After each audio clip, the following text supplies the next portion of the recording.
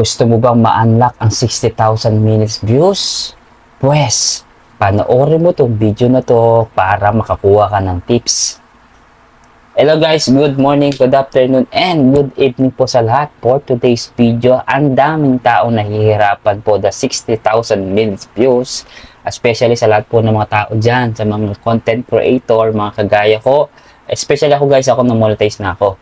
Kaya kayo mga nakikinig po dyan sa mga content creator, gusto nyo pong ma-hit yung 60,000 minutes views, mag-upload kayo ng mga videos nyo sa Reels.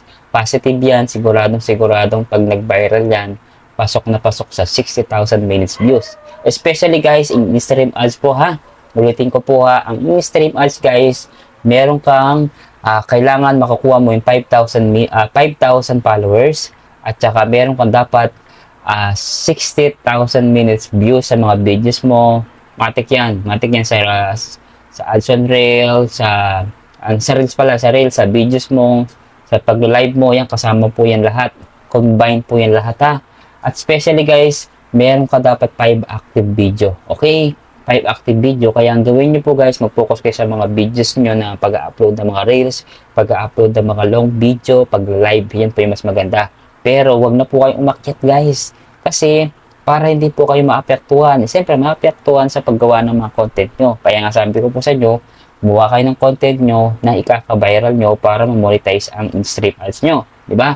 Positive yan kung halimbawa na monetizing in-stream ads mo, meron ka din pwede ka rin ma-unlock yung mismong live ads mo. Especially yan sa page lang ha. Ulitin ko po guys, basta gawin nyo lang po yung mga pag-upload ng mga videos nyo. Siyempre, quality content, mga ganyan po. Paulit-ulit na lang po mga sinasabi nila, di ba? Quality content, mga informative, mga entertainment, mga ganyan, di ba? Kung gusto mo mag-tutorial, magluto, kung ano man kaka-viral nyo, yun ang mas maganda. Gawin nyo po yung mga kakaiba na hindi pa napapanood ng ibang tao. Yun, yung kakaiba para mag-viral kayo mabilisan, di ba?